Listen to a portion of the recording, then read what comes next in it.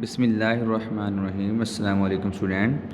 आज की इस वीडियो में हम डोमेन फॉर ज्योमेट्री, जिसका सब डोमेन है हमारे पास प्रैक्टिकल ज्योमेट्री, आज हम उसको स्टार्ट करेंगे। तो बच्चों, सबसे पहले हमें देखेंगे ज्योमेट्री क्या होती है। तो ज्योमेट्री जब हम पढ़ते हैं तो हमारे पास आ जाता है, यहाँ से देखें, Geometry is the branch of mathematics which deal with the study of points, lines, surfaces and solids। जब आप, ये मैथ की ऐसी ब्रांच है जिसमें आप पॉइंट्स, लाइंस, सरफेसेस और सॉलिड्स के बारे में स्टडी करते हैं।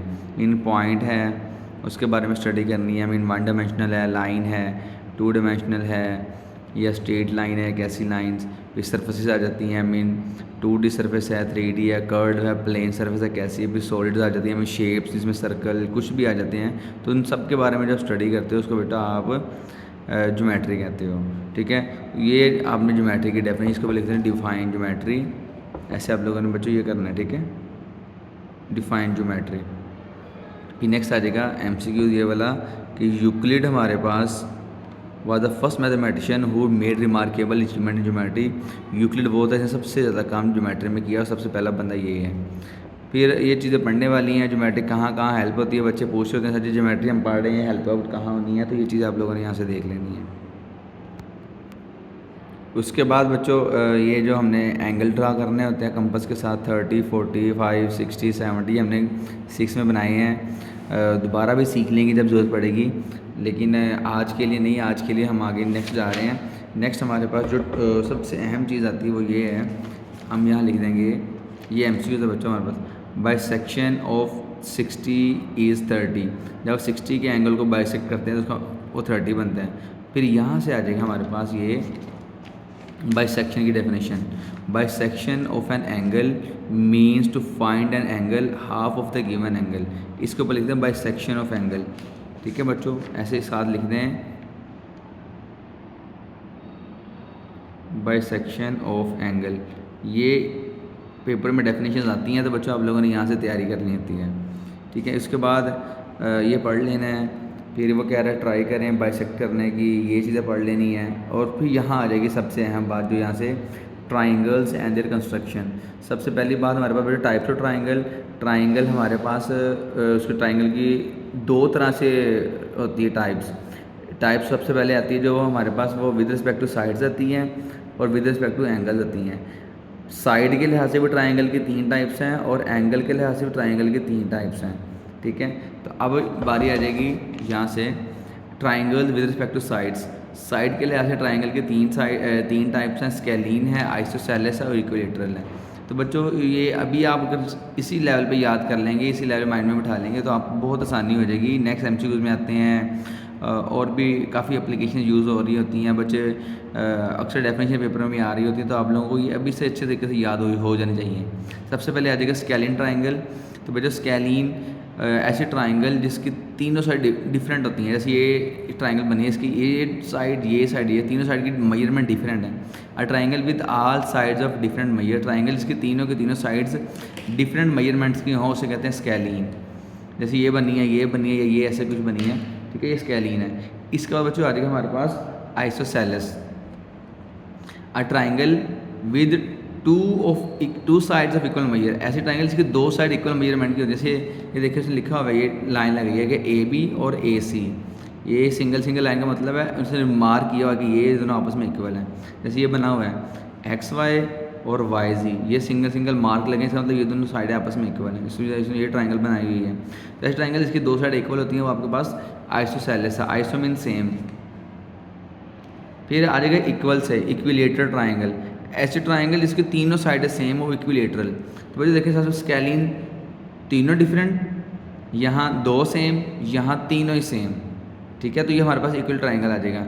फिर आगे MCQ आ जाएगा each interior angle in an equilateral triangle is 60। Equilateral triangle में हर अंदर वाला एंगल 60 का होता है। देखिए ट्राइंगल बनी हुई है, ये भी 60, ये भी 60, ये भी 60। तो बच्चों तीनों को सम करेंगे तो आंसर 180 बनता है। और हमें पता है ये वाले sum of all interior angles of a triangle is 180। ये MCQ भी आता है, ये आप लोग अच्छे तरीके से माइंड में बिठा लेना, याद भी कर लेना। ठीक है, फिर आ जाएगा ट्राइंगल की type with respect two angles. Angle के लिहाज से ट्राइंगल की टाइप्स कौन सी हैं? तो एंगल के लिहाज से ट्राइंगल की 3 टाइप्स हैं, एक्यूट, राइट और ऑब्ट्यूज। सबसे पहले बच्चों पढ़ते हैं हम एक्यूट की। A triangle is called an acute angle triangle if all angles are less than 90। एक ट्राइंगल में अगर तीनों एंगल 90 से छोटे छोटे हैं, ये 55 है, 75 है, 50 है, अगर एक ट्राइंगल में तीनों एंगल 50 से छोटे हैं, 90 से छोटे हैं, तो बच्चा हम उसे कहते हैं ये हमारे पास है एक्यूट एंगल। फिर आ जाएगा राइट एंगल ट्राइंगल, ऐसी ट्राइंगल जिसका एक एंगल 90 का हो। और right angle triangle and triangle is called right angle triangle if exactly one angle is equal to 90 degree. जैसे बच्चों ये बनी हुई है, इसमें एक एंगल, ये 90 की पहचान होती है 90 के एंगल की। जैसे ये बना हुआ है 90 का एंगल बना हुआ है, तो ये बना दिया है 90 का एंगल। इसमें इसके तीन equilateral angle right angle triangle की तीन साइड्स होती हैं। ये सबसे ज़रूरी है जो आप लोगों ने माइंड में बिठाना है, याद कर लेना है कि 90 के जो बिल्कुल ऑपोजिट साइड है बच्चों, ये हाइपोटेनस होती है।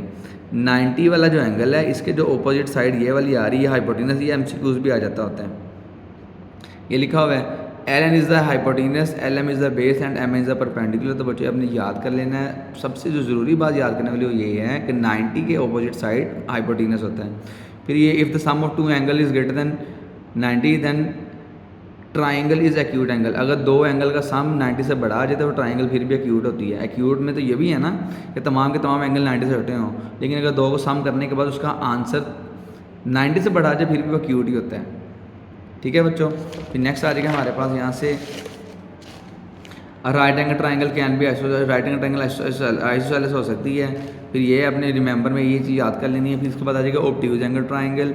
तो triangle is called obtuse angle triangle if exactly one of measure greater than 90। अगर उसका एक एंगल 90 से बड़ा हो जाए, जैसे हमने यहाँ पढ़ा हुआ है कि तीनों एंगल 90 से छोटे हों, यहाँ हमने पढ़ा कि तीनों एंगल्स 90 से छोटे हों, यहाँ हमने पढ़ा एक एंगल कम से कम 90 वाला ज़रूर हो, और यहाँ आ जाएगा एक एंगल 90 से बड़ा हो।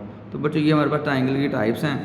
इस पर रिमेंबर वाली बातें याद कर लेनी है। मैं बार बार कह रहा हूँ, ये एमसीक्यूज आने हैं, फिर आप लोगों ने फिर पूछना सर जी ये कहाँ से आ गया एमसीक्यू, ये कहाँ से आ गया, तो हम इसको याद कर लें अच्छे तरीके से। फिर एक्सरसाइज 4.1 में आ जाएगा identify the triangle with respect to size. Triangle की टाइप्स बताओ। तो बच्चों इसकी ये देखें फर्स्ट वाला पार्ट, इसमें ये एक सिंगल लाइन मार्क ही बता रहा है कि ये तीनों साइड इक्वल हैं। जैसे तीनों साइड इक्वल है बच्चा, वो आपके पास इक्विलेटरल होती है। अब इसकी तीनों से डिफरेंट है तो बच्चों ये स्केलीन है। इसकी दो सेम है तो ये आइसोसेलेस है। अब इसकी तीनों डिफरेंट है तो बच्चों ये भी स्केलीन है। अब इसकी ये 3, ये 4, ये 5 तो बच्चों ये भी स्केलीन है। ठीक है, फिर यहाँ से आ जाएगा इसका एक एंगल 90 से बड़ा है तो बच्चों ये आपके पास ओवरट्यूज आ जाएगी। दो एंगल सेम है, ये 60 ये 60 तो बच्चों ये भी 60 ही होना है। तो ये आपके पास तीनों 60 वाले 90 से छोटे हैं तो बच्चों ये एक्यूट है। तीनों एंगल 90 से छोटे छोटे हैं ना। ये 58 37 दोनों को प्लस कर लें तो आपके पास आ जाएगा, तो ये भी तीनों 90 से छोटे, ये भी एक्यूट आ जाएगा। इसमें एक एंगल 90 का तो बच्चों ये राइट आ जाएगी। और इसमें ये देखें 40 प्लस 50 90, ये भी 90 का होना है तो 90 180 बनेगा तो बच्चों ये भी राइट एंगल ट्राइंगल है। इसके ऊपर लिखते हैं राइट एंगल। ठीक है बच्चों, तो ये हमारा आज का काम था। उम्मीद है आपको समझ आ गई है। इसको बच्चों याद कर लेना है, बुक पे इसको लगा भी लेना है। डेफिनेशन आप लोगों ने अच्छे तरीके से याद करनी है। रिमेंबर वाले हर पॉइंट को अपने अंडरलाइन करके इसको ऊपर मेंशन करना है एमसीक्यू के तौर पे। थैंक यू बच्चों, अल्लाह हाफिज़।